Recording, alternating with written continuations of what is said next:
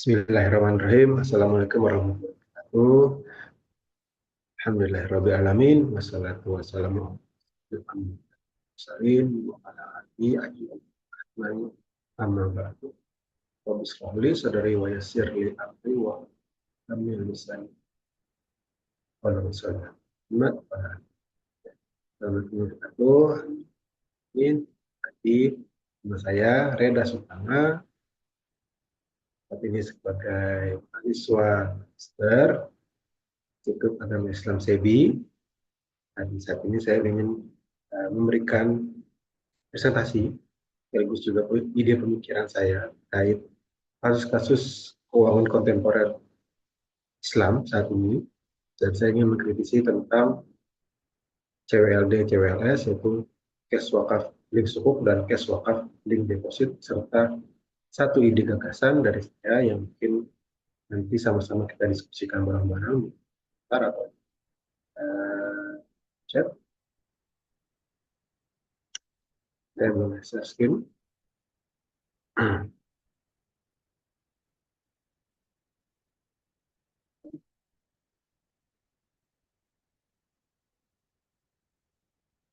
Baik, ini adalah sebuah studi kritis di mana saya adalah salah satu penggiat wakaf produktif.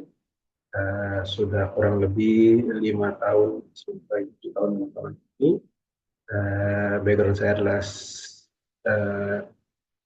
S1 ekonomi, dan juga saya bekerja sebagai nadir dan panggil sebuah yayasan sama yang bergerak di bidang wakaf produktif, wakaf yang kita perlukan dan menghasilkan uang. Jadi ini adalah sebuah ide saya, teori kritis wakaf produktif dan keuangan Islam.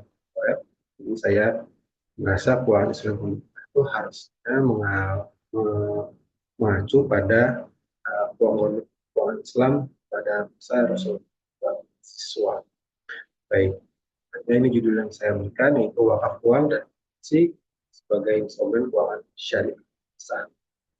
Ini adalah sebuah studi market fit, cash wakaf link sukuk dan cash wakaf link deposit, serta gagasan saya yang ide clear sektor link wakaf. Saya Reda Sutama, sampaikan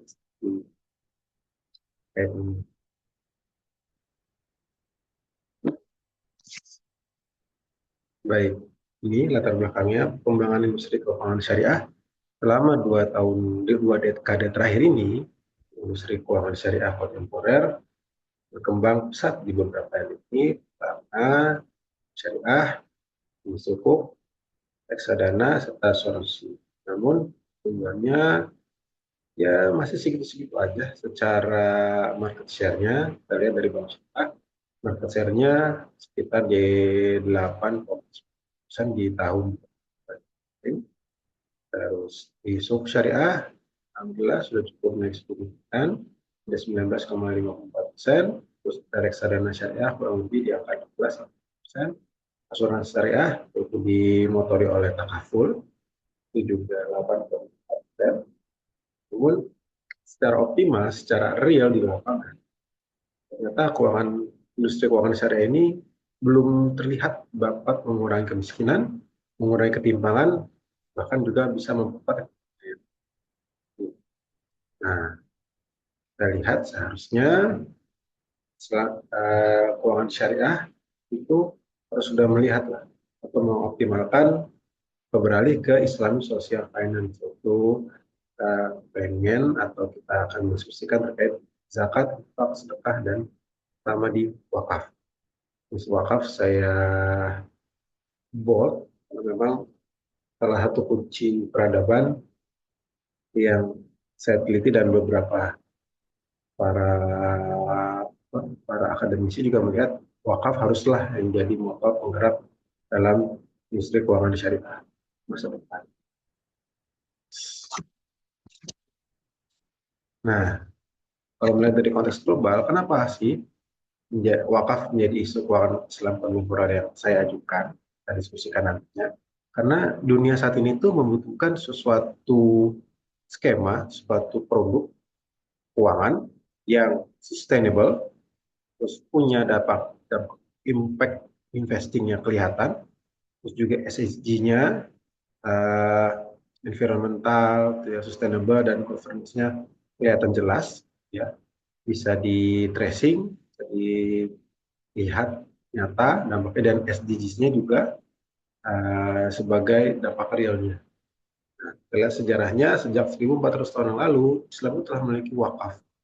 Wakaf produktif kita tahu sejarahnya ada Sumur Usman yang saat ini diklaim punya hotel, punya beberapa lini bisnis yang hasilnya dari memang atas nama Usman bin Affan. Ya, ada juga dulu juga diwakafkan Umar bin waktu sahabat Nabi mewakafkan kebun kurma, ya, dan hari ini juga masih dirasakan. Nah, kenapa sih wakaf? Wakaf itu karakternya adalah perpetualan, ya, dia terjaga pokoknya, sustainable asetnya, jadi panjang masa asetnya, bisa berkelanjutan terus, dan yang paling terasa adalah social investment, atau terlihatlah investasi sosial jangka panjang. Karena inilah karakter wakaf ini secara alami fit atau sejalan nih dengan agenda pembangunan berkelanjutan global saat ini yang telah diisukan gitu ya, saat ini pembangunan yang atau sustainable development. Ini sustainable finance. Next. Nah, data dan fakta potensi wakaf Indonesia, ini wakaf uang ya, nah, akan coba diskusikan. Indonesia memiliki potensi wakaf uang yang sangat besar, namun penghimpunan aktualnya masih jauh di bawah estimasi. Senjangan ini menunjukkan tantangan utama, bukan hanya kemampuan masyarakat wakaf, melainkan juga dedikasinya, kepercayaan, dan kesesuaian desain produk yang sesuai dengan kebutuhan market atau kebutuhan market. Kita lihat nih ya, potensi wakaf yang dihitung, saya nggak tahu ini siapa yang menghitung, sampai sekitar 181% itu dari Badan Wakaf Indonesia.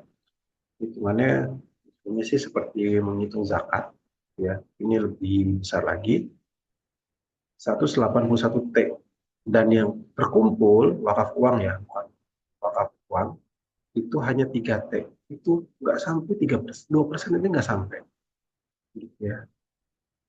2%-nya aja nggak sampai.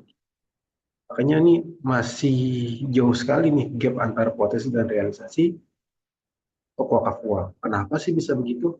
Padahal sudah ada tuh beberapa produk ya, CWS, kita bahas depannya. Next. Nah, kita lihat dulu perjalanan sejarah dari wakaf. Dari Rasulullah, ya, para sahabat, ke Turki Utsmani, dan saat kita masuk ke Indonesia. Dulu wakaf sebagai tanah, sumur, kebun, dan pasar. Ya, ada yang buat pasar lah, zaman tenang.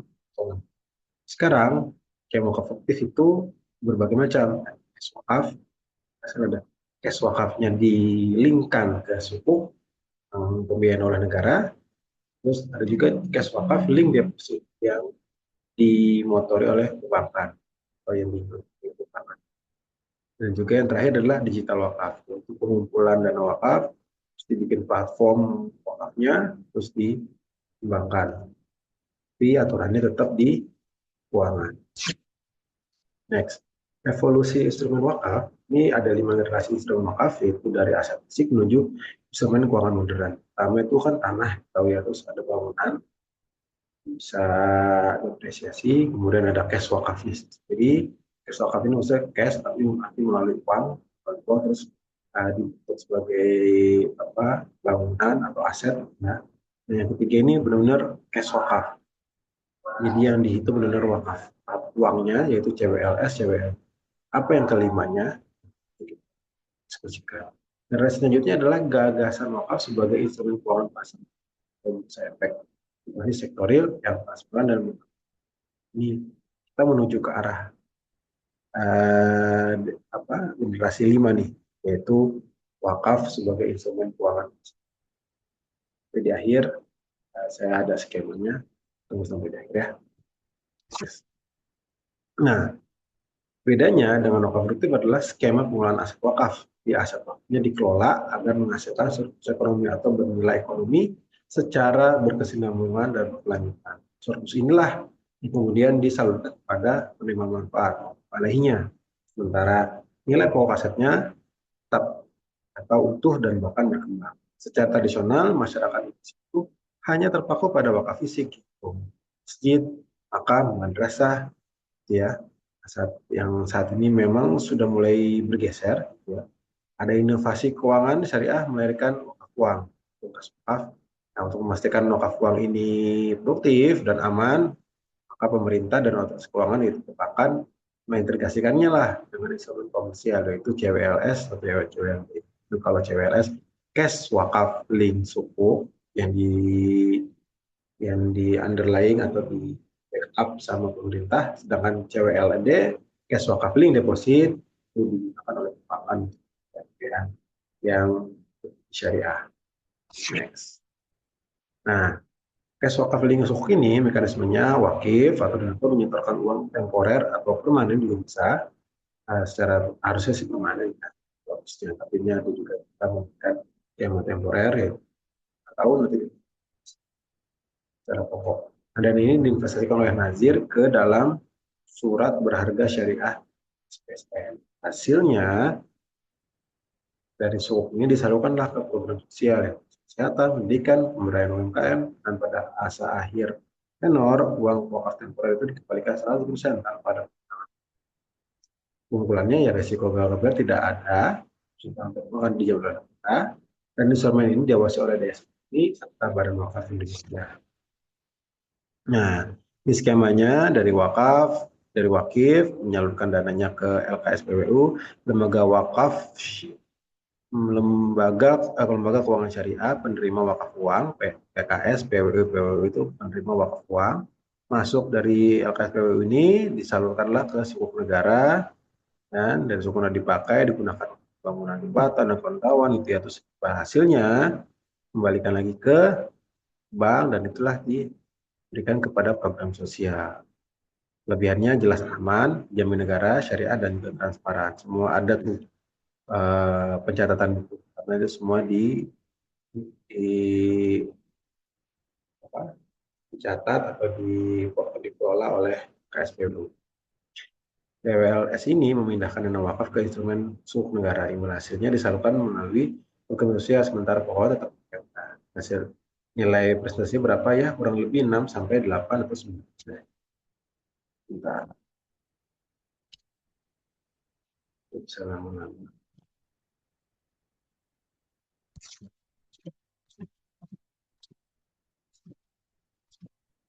Ya, lagi CWLD. Nah, kalau CWLD ini mekanismenya instrumen yang oleh inisiatif dari OJK, Asas Jasa Keuangan, di mana dana wakaf uang ditempatkan dalam bentuk deposito di perbankan syariah. Juga hasilnya atau nisbah dari deposito ini disalurkan kepada penerima manfaat sesuai program yang disepakati, misalkan siswa kah, modal usaha, gitu ya.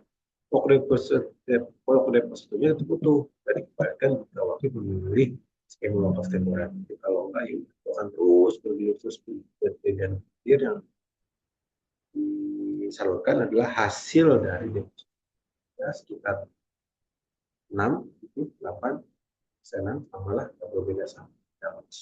Keunggulannya jelas sifat program dan komunitas lokal dan menjadi daya saing atau organisasi bagi berbagai syariah dibandingkan bank konvensional. Ini karena dananya kan dipakai, terus juga bisa juga disalurkan kekayaan sifat untuk halal dan memang. Nah ini keesokan sebenarnya alurnya seperti ini, ada wakif masuk ke deposito syariah, ada biasanya terus disalurkan ke program wakaf, gitu ya. Kelebihannya jelas resikonya rendah, sangat liquid, mudah diakses. Ya, CWLD menempatkan dana wakaf pada deposito keuangan, sebagai hasilnya juga digunakan untuk membiayai program wakaf secara berkelanjutan. Bisa nih disepakati sama bahkan atau wakilnya punya dana besar. Ini kekurangan CWLS dan CWLD itu likuiditasnya terkunci kalau PLS pada skema keuangan murah dan tanah dapat dicairkan sama sekali sama biasanya 2 sampai 3 tahun. Proses administrasi berlapis. Wakif wajib memiliki SID, Single Investor Identification, dan rekening surat berharga melalui mitra depos distribusi yang ditunjuk sehingga menjadi wakif awam yang tidak terbiasa dengan sistem pasar modal ini.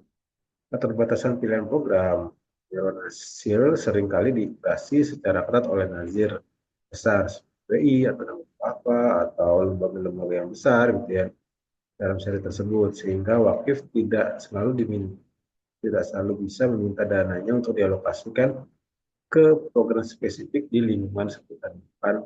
Saya nih taruh cash wakaf paling cukup secara temporer 10 tahun gitu ya, tapi pengennya hasilnya buat lingkungan kita, itu nggak bisa.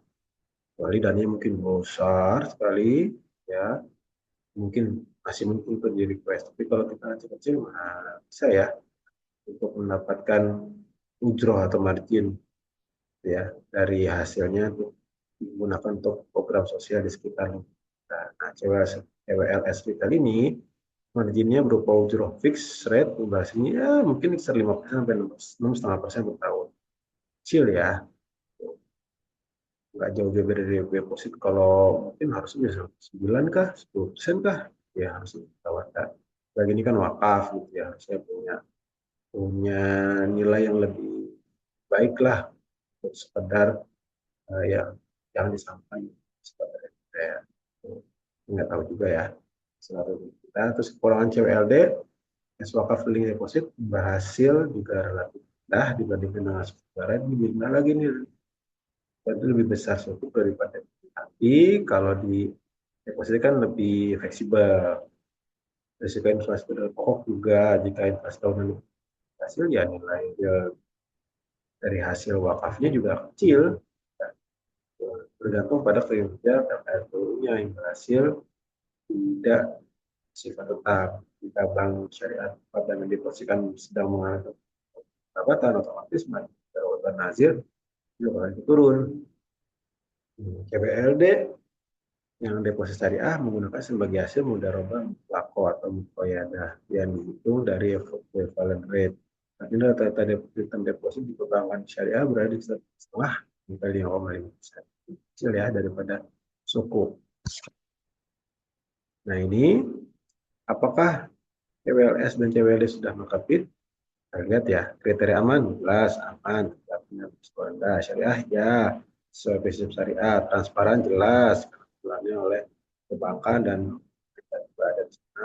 Tapi kalau berdampak langsung, karena harusnya kita bisa tuh minta hasilnya dikelola sama si wakif atau disampaikan ke infaknya. Terus tepat masyarakat ini juga belum tahu gitu ya, ada penjelasan di apa terus menggerakkan ekonomi real lokal kayaknya dananya lebih banyak entah atau untuk deposito juga ini digunakan oleh pengusaha-pengusaha tidak. Apakah masyarakat Indonesia lebih membutuhkan instrumen keuangan atau instrumen pembangunan ekonomi? Nah, inilah instrumen keuangan atau instrumen pembangunan ekonomi. Nah, mengapa belum market duit? Ya, produknya itu oke gitu ya, rasanya juga kurang gitu. Dan impact-nya jelas sangat tidak ada. Ya, terus komunitas juga tidak ada, komunitas CWLS CWL juga nggak ada. Ya, terus transparansinya oke, sih udah oke lah, cuman juga apa ya akses untuk melihat transparansi di mana kita nggak tahu. Masyarakat awam tuh nggak jelas tuh. Nah, kesimpulannya problem utama bukan hanya di literasi tetapi di desain produknya. Desain produknya inilah yang harusnya bisa ditawarkan ke wakif-wakif yang sudah menjual untuk dapat manfaatnya, dapat spill dari hasil wakaf sling CWLS CWLD-nya. Nah, ini gagasan baru saya, teman-teman di media wakaf. Ini ada sebagai real sektor link wakaf, sebagai model konseptual dengan gambar konseptual, propose konseptual model. Definisinya, ya nggak bisa ini kan, maaf ya.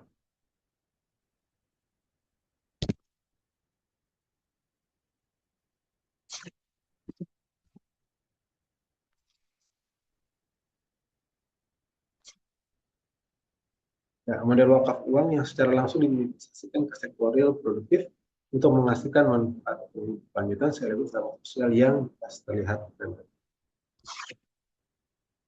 Model RS link real sektor link wakaf itu memang dari motif nazirnya harus profesional, wajib seperti perbankan harusnya. Perbankan juga bisa, cuma nanti investasinya inilah yang membedakan. Investasinya harus sektor real atau ke pemberian kur, kredit usaha rakyat, atau program-program yang memang diharapkan bisa menggerakkan ekonomi. Terus bagi hasilnya, ya nggak perlu bagi hasil besar-besar harusnya. Itu juga nggak. Ya. Nah, contoh investasi sektornya bisa ke asrama atau kos-kosan, penggilingan beras, tani, ya, atau klinik murah, gratis, atau ke farm, farm itu lebih ke pegunungan, jeruk, buket, singkong misalkan yang bisa menghasilkan produktif dan bisa dikelola oleh masyarakat gitu. UMKM, gerobakan-gerobakan, terus ada cold storage buat nelayan, dan ruko kelas perdagangan, juga bidang logistik nih. Intinya masuk masuk ke sektor real ya, yang banyak menggunakan atau berdampak langsung ke masyarakat. Nah, mengapa saya merasa RSLW ini lebih cocok dengan Indonesia?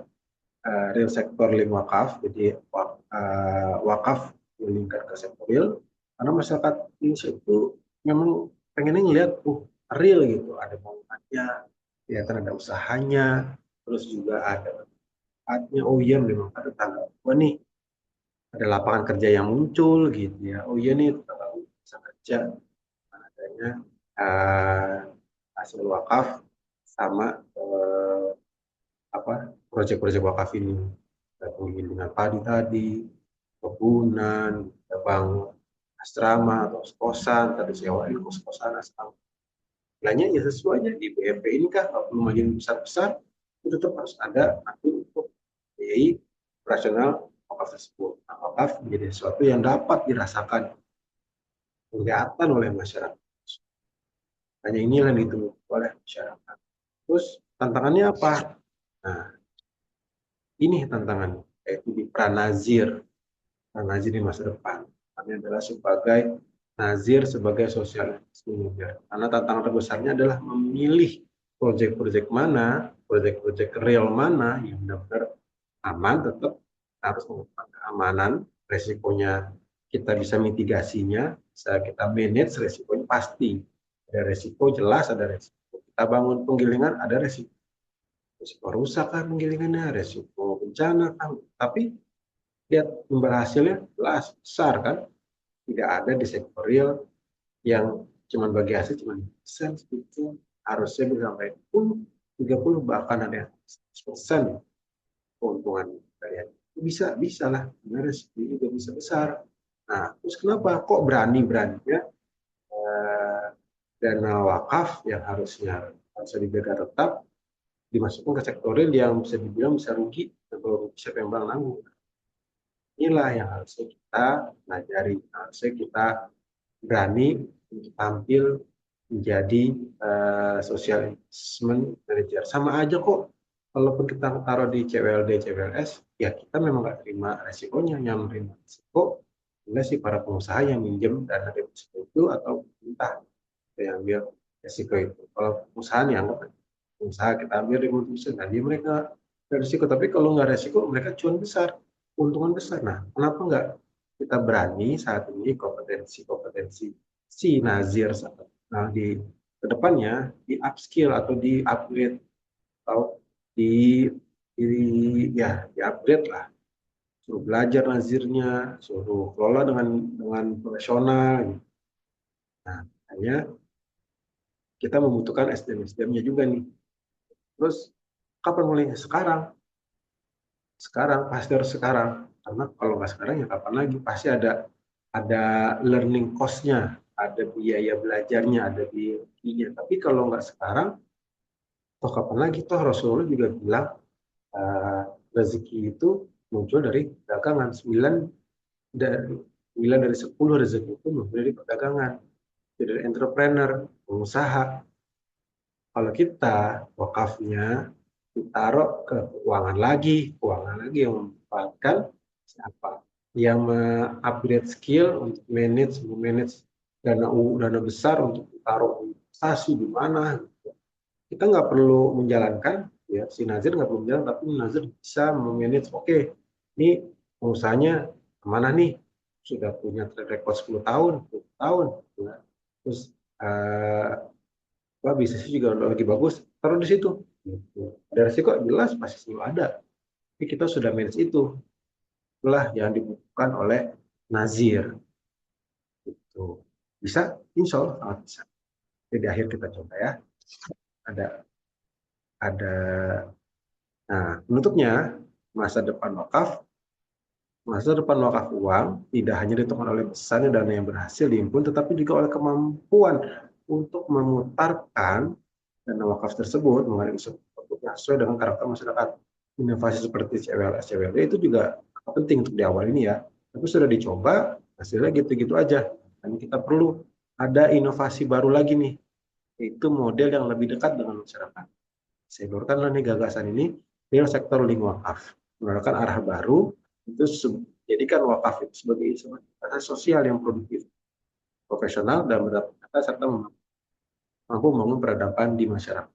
Jelas langsung dirasakan oleh yang penting. Ini ada studi kasus yang mungkin sama-sama kita diskusikan.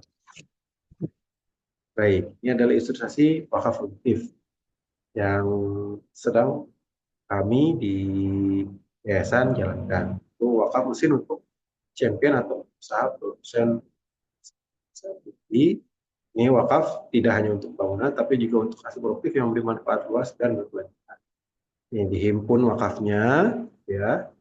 Wakafnya dihimpun. Ini kita yayasannya dari paguyuban masyarakat, ya. Paguyuban ini mengumpulkan dana wakaf, kemungkinan dikelola oleh Nazir.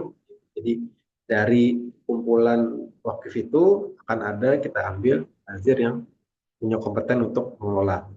Ya, jadi kan Nazir amanah profesional terpadu ini kita sampaikan ke Muhammadiyah, anggaplah itu Nazirnya sebagai yang hebat ya, punya SDM yang bagus, terus beli aset wakafnya.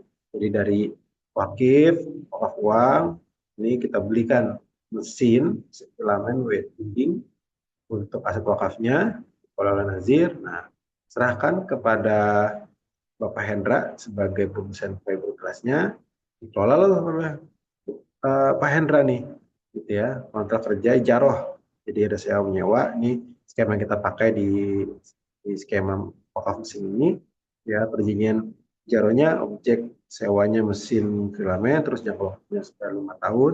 Skema pembayarannya kita sewakan. Kalau misalkan ini penggunaannya berapa nih?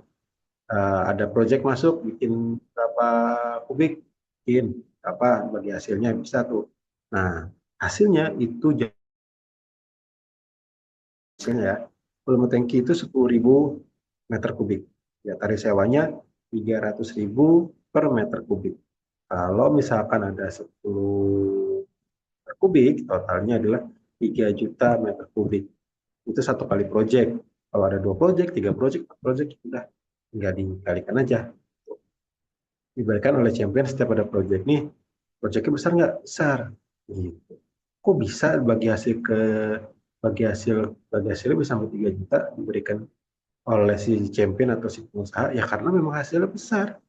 Gitu. Memang hasilnya besar. Karena ini sektor real, menemukan value edit, nggak di sektor keuangan, kita memberikan titipin uang doang. Tapi kalau ini kita kelola uangnya, kita manage uangnya untuk kita mesin di sektor real, kita keluar tenaga, keluar pikiran, jelas pasti akan lebih besar. Dan itu hal yang wajar. Itu akan menimbulkan efek domino yang lebih baik, lebih bagus pada lapangan kerja terbuka, gitu, mungkin bisa kerja. Gitu. Setelah itu kita juga tetap kita pakai semacam perbankan, kita tetap menggunakan skema atau SOP yang perbankan. Ada auditnya, pesannya, gitu, ya, pelaporannya, perhitungannya, terus produksinya. Kita lihat, kita balik gitu. Wah, ini udah oke nih. Terus tankinya kita beliin berapa, ya. Terus dibagi hasilnya gimana, terus laporan bulannya, ada pengawasan.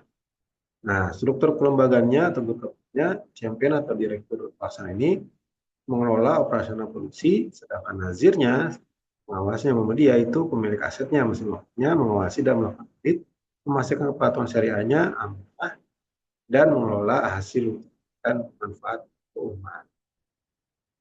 Dan ini manfaat skemanya itu asal ada diminishing nya ada depresiasinya ada, dan nanti kan dari hasil itu kita ada hitung gitu. Nah ini nanti kalau udah berapa juta atau 300 juta gitu ya, ini mesin harus beli baru lagi, beli baru 150 misalkan, dan bisa ada margin. Dan bukan sekedar margin, mungkin marginnya kita nggak ngambil besar lah, mungkin lebih besar sedikit kalau ujungnya ya, secara jangka panjang mungkin lebih besar sedikit dari si perbankan. Kalau si 67 kita dapat 10% bersih ya, kok cuma iya, tapi efek itu kasih gaji ya, apa kerja gitu ya, lebar, terus juga ada value edit yang muncul. Kita yang memunculkan value edit dari yang nggak ada barang jadi ada barang, produksi barang besar dong.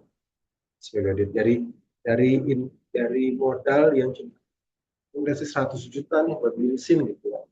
Terus mesin ada banyak proyek yang masuk ke sana sampai 1 miliar.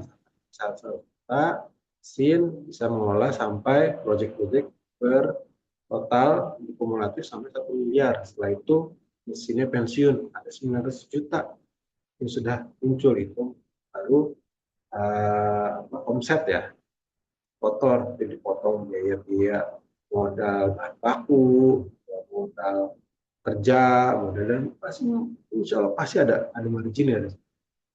Terus kalau udah habis ya kita ganti lagi mesin yang baru dari 100 juta jadi 1 miliar, 1 miliar lagi, let's say keuntungannya 800 700 juta. Terus biaya yang lain anggaplah 27%. Saya ini marginnya bisa besar sekali kalau untuk di sektor ini. Itu kita tahu lah, margin sektor itu jauh-jauh lebih besar karena risiko, ada tenaga, waktu yang dikeluarkan, ya itu lebih jelas. Makanya dan ini memudahkan untuk para champion atau para pengusaha ini mengakses modal, jadi jatuh dari itu, jadi nggak perlu beli buat gitu ya. Penting tetap kita menjalankan visi governance-nya, kepatuhan, ya tetap sesuai amanah. Tapi jangan disulit-sulitkan juga, sekaku dari perbankan. Selama dia karakternya oke, harus ada historinya yang bagus, gitu. Ada aset yang bisa dijaminkan, itulah banyak secara teknis sangat mungkin dijalankan. Tinggal kebijakan dari pemerintah nih atau tentu sangat mensupport kita. Kalau nggak support, kita tetap jalan kok. Kita tetap bisa jalan gitu. Ya nggak perlu fit dengan kebijakan inilah, selama kita benar gitu ya. Masih kecil, tapi kalau emang mau di skala besar kan, mohon bantuannya, mohon dari kita. Boleh nih, dana wakaf, wah masuk ke sektor real, tapi melalui ini. Boleh, nggak apa-apa. Sebagai kontrol supaya ini tidak apa tidak fraud atau apa gitu, boleh, sangat mungkin. Tapi ini ide ini harus bisa direalisasikan, jangan di stop karena wah ini berarti ada rugi apa ada apa. Kita cari jalan rugi, kenapa supaya nggak rugi, jangan di stop ide untuk masuk ke sektor realnya. Masa semua dana yang kita saat ini kebijakan wakaf uang itu masuk ke keuangan gitu, tapi Padahal yang kita butuhkan adalah di sektorial. Bolehlah, mungkin boleh tetap masuk ke keuangan gitu ya, ke masuk ke pasar uang, tapi nanti yang ngeluarin dananya, yang bisa pakai dananya ya kita juga harusnya. Saya pada champion-champion ini yang sifatnya real, jangan juga lari ke kong lagi. Kalau bisa dibawalah ke realnya. Pun kalau untuk memanfaatkan, melingkan dengan cewek atau cewek, tapi ya kalau semakin banyak rantai jelas mahal pasti dananya akan sampai ke pembiayaan.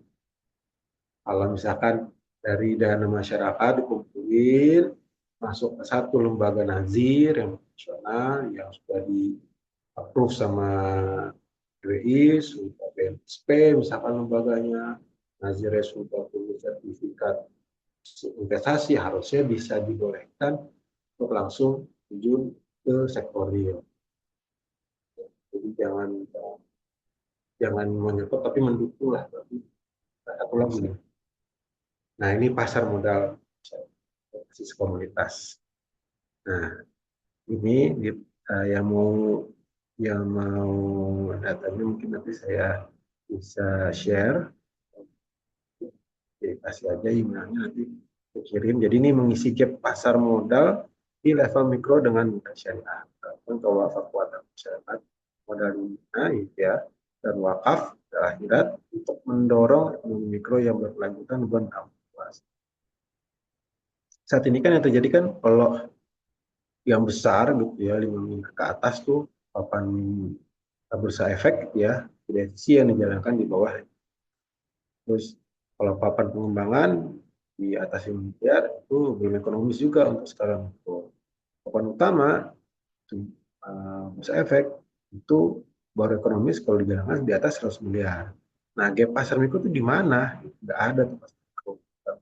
Modal atau untuk UMKM komunitas mikro tidak melayani aspirasi dari Ahmad 3 tahun yang lalu, 3 tahun membangun peradaban itu ada ZISWA, ya ada subnya ya mungkin dengan sana instrumen keuangan syariah lebih ekonomis dan efektif di level mikro. Jadi dasar terus model pasar modal mikro syariah berbasis. Ini model emisi hybrid saham dan wakaf saham 30%. Sangat mungkin kita joinkan. Mungkin cukup sekian dulu dari saya. Mengobrol lagi ini bahasan di series wakaf produktif. Teman-teman, terima kasih banyak. Tutup dengan bacaan belah mungkin dan sudah kawan kita asyik oleh atas kawan. Terima kasih banyak. Tunggu diskusi di komentar dan kita bantu terus menggiatkan wakaf produktif di Indonesia. Assalamualaikum warahmatullahi wabarakatuh.